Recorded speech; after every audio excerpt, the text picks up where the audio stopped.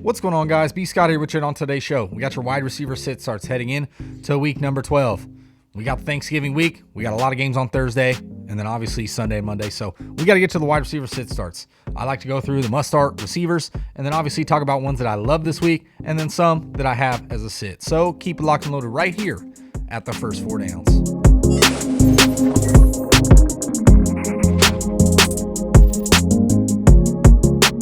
What's going on, guys, and welcome back. As I mentioned in the preview, we're going through your wide receiver sit starts heading in to week number 12. I like to rattle off, like I mentioned, the must-start guys, just top 12, and usually, give my little short spiels on them. And then I talk about guys that I love as a start this week, and then some guys that I have sitting. So before we get to today's content, don't forget, like the video, subscribe, share, thumb bell, all that good stuff, and then comment. If there's a receiver you want to mention that I don't, or you want to talk about that I don't mention, drop in the comment section. I'll be glad to give you my opinions. Pick 2, pick 3, flex, whatever you want to ask, drop in the comment section. I'll be glad to give you my advice to the best of my ability on this week's starts and sits. So let's dive right into it. Your must-start receivers. I like to start from the top and just mention the top 12, my top 12 for the week. So first off, Cooper Kupp at the Green Bay Packers has been great, outstanding on the season, at averaging like 11 targets, 12 targets a game. Been unstoppable. The Green Bay Packers, yeah, it's a tough defense, but it's Cooper Kupp. Come on, man. Deebo Samuel versus the Minnesota Vikings. He's been great as well. Number 3 wide receiver in fantasy football. Very, very good. He can do it out of the backfield. He can do it out wide. He can line up anywhere on the field and get it done. So Deebo Samuel, smash spot. Davante Adams facing Los Angeles Rams. A tough spot with obviously Jalen Ramsey possibly being on him for part of this game. But it's Davante Adams. He's unstoppable. You got to start him. Justin Jefferson at San Francisco 49ers. Tough spot. San Francisco is pretty decent against wide receivers, but Jefferson's been great. Playing very good. Even better every single week. So you got to be firing him here. Jamar Chase versus Pittsburgh Steelers. At this point, probably the rookie of the year. I want to say he's got 8 touchdowns on the season and just playing very well. So it's a tough spot. You got to be playing him, though. Chris Godwin and Mike Evans. I have them back-to-back here at the Indianapolis Colts. The secondary is not very good. That's where Tom Brady's going to make his money this week. And Godwin and Evans, they're a little banged up, but I think they'll be just fine. You got to fire both of them. Stephon Diggs at the New Orleans Saints. The secondary's really not played very well for the Saints as of late. Stephon Diggs has started to pick it back up. You got to be firing him. DK Metcalf should bounce back here. A couple duds with Russell Wilson under center. The whole offense looks out of sync. This is a get-right spot at the Washington football team. That secondary is terrible. So DK Metcalf, hopefully he can get his head in the game and really put it on. The guy's talented, extremely talented. He's got to put it together. Russell Wilson, hopefully they can get that connection back. Terry McLaurin on the flip side of this ball versus the Seattle Seahawks. Seahawks secondary has been playing okay in spots, but it's Terry McLaurin. You got to be starting him. Keenan Allen averaging 11 targets per game. No, he's had 11 targets or more in 4 straight games. At the Denver Broncos, kind of a tough spot, but Keenan Allen, you're starting to see the consistency that he's had for many, many years, so he's a must-start. And then Deontay Johnson's going to round out my 12. He's at the Cincinnati Bengals. He's seen 13 targets in 5 of his last 7 games. 13 targets. So that's a great average to have for any wide receiver, for any player, period. You're going to be starting him here. And then for you guys that are questionable to play, if they're in, you're obviously starting him. CeeDee Lamb plays on Thursday Night Football. If he's available, there's talks today. We'll have to wait and see once the game up to game time tomorrow. If he's available, you got to play him. Las Vegas Raiders secondary, albeit has been tough against wide receivers, but it's CeeDee Lamb. There's no way you can sit him. A.J. Brown, Tennessee Titans, a tough spot, probably the toughest spot. Dealing with some ribs. He's probably going to be sore if he plays at all. And the New England Patriots secondary is playing very well, but it's hard to sit A.J. Brown. It's impossible. So you got to probably be starting him here. And then Marquise Brown, if he's healthy and ready to go with Lamar Jackson back, he's a must-start. Touchdown machine, playing very well on the season. So let's get to some receivers that I think you should just be starting this week, hopefully trying to find them into your lineup. And first off, I'm going to mention Tyler Lockett. Now, yeah, you're probably saying you're probably guaranteed starting him, but some people might have him as their wide receiver 3 or a flex type option. And I'll tell you right now, at the Washington football team, just a smash spot for this Seattle passing attack. 5th most fantasy points to the wide receiver position. The 3rd most touchdowns at 13. The 3rd most receptions. The 4th most yards. They've just been susceptible to wide receivers altogether. And Tyler Lockett, 2 of his last 3 games over 100 yards. Only saw 5 targets last week, but 4 catches for 115 yards. He's just due for some touchdowns. Hasn't seen a touchdown since week 2 or 3, I want to say, on the season, so it's been a while. He's due for a big game, and I think it could come here. Hopefully Russell Wilson can really get back on track and they get this offense rolling because they really, really need it. So Tyler Lockett, smash spot here. Another guy I love, Devontae Smith. At this point, it's looking like you can almost start him every single week. He's at the New York Giants. That team just looks atrocious overall. You saw Tom Brady just kind of walk right through him on Monday Night Football, no problem. 6 targets in his last 3 games. He's cleared 60-plus yards in 3 straight games. The Giants give up 7th most fantasy points to wide receivers, the 5th most receptions, and they're tied for the 4th most touchdowns with 12. So I like Devontae Smith's outlook here. And the offense as a whole for the Philadelphia Eagles, it's really rounding into form. They're running the football very effectively, and they're not necessarily even needing to lean on the pass game. And Devontae Smith is getting it done. And if they can establish that run game, it just opens up the pass game altogether. So Devontae Smith, he's the clear wide receiver 1 for his team, and he's playing very well. So you got to get him in your lineups this week against the New York Giants, a great divisional matchup. Another guy I love, Elijah Moore. Now, the worry is, Zach Wilson's going to be back and starting, and he hasn't played very well, at least up to this point before he got injured. He wasn't very effective, but Elijah Moore's played so outstanding over the last few weeks, it's almost impossible not to try and run him out there and start him. He's playing the Houston Texans, 6th most yards to wide receivers. They've allowed at least 1 touchdown to a wide receiver in 5 straight games, and Moore has 4 touchdowns over his last 3 games, 6+ targets in 5 straight, coming off a game in which he had 11 targets for 8 catches, 141 yards and a touchdown. He just looks explosive. And that offense as a whole, they could find themselves behind in this game to Houston. I understand. Zach Wilson's under center, so you got to worry. Can they have that rapport? It's Wednesday. Corey Davis pulls up with a groin issue. They said in practice, I guess he slammed his helmet down. Didn't look good. If he's not available for this game, I like Elijah Moore's outlook even more. So I would be firing him up and starting him here in more than likely a plus matchup. I get it. Houston's defense has picked it up, especially the secondary. 4 interceptions against Ryan Tannehill.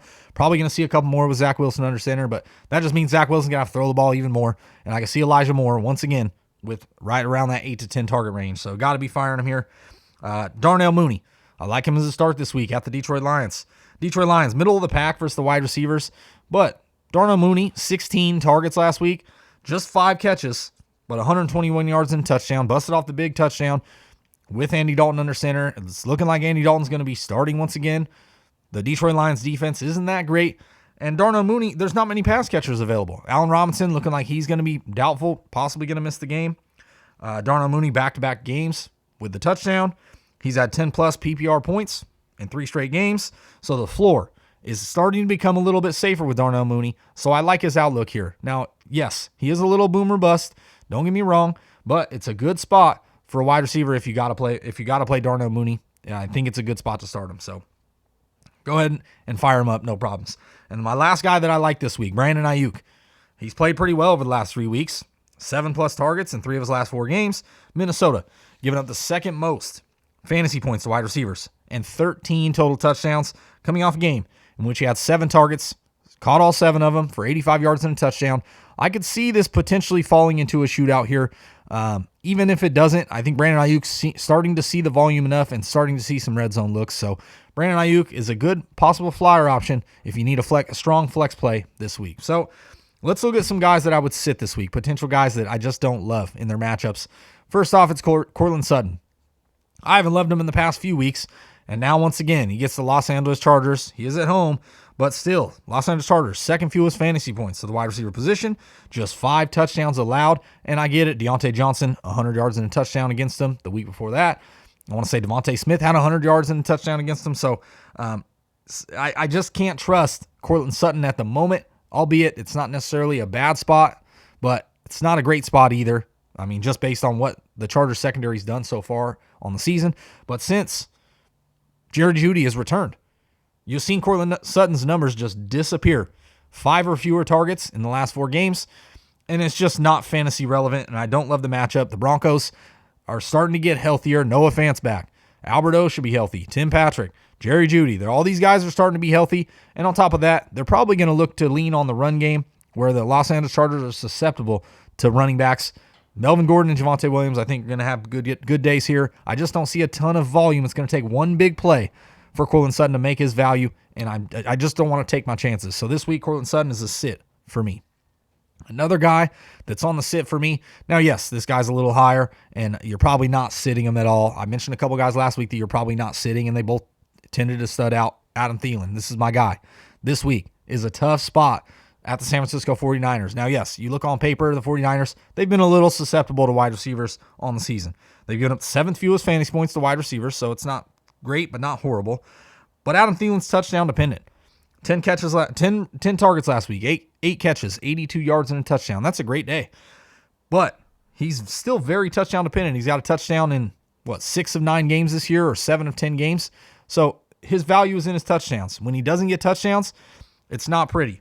Averaging 8.4 PPR points per game in which he doesn't score a touchdown. That's Adam Thielen's numbers. And the San Francisco 49ers, just 1 touchdown allowed to a wide receiver since week 7. So they haven't given up a touchdown to a wide receiver in the last 4 weeks. So I don't love the outlook here for Adam Thielen. Don't get me wrong. It's hard to sit here and say, oh yeah, just go ahead and sit him. But this could be a tough spot here. Yes, it could turn into a shootout. I could see that potentially. But that Niners defense has really started to pick it up as of late.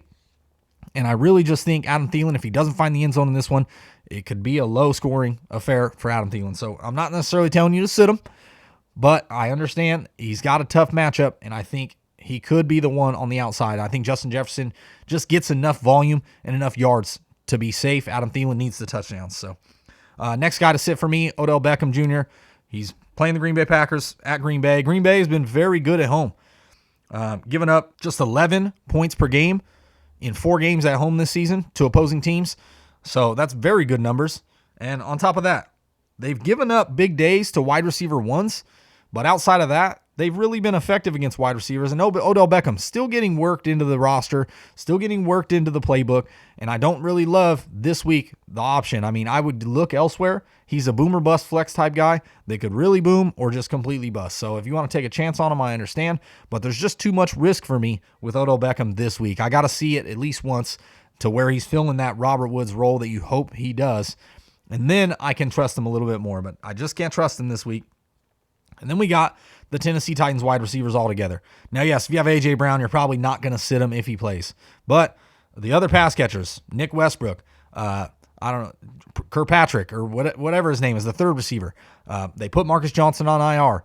So I don't love the outlook here. The New England Patriots, very good on defense, 6 fewest fantasy points to the wide receivers. And I just can't trust almost anybody on the Tennessee Titans, especially this week. Now, yes, they're probably going to score some points.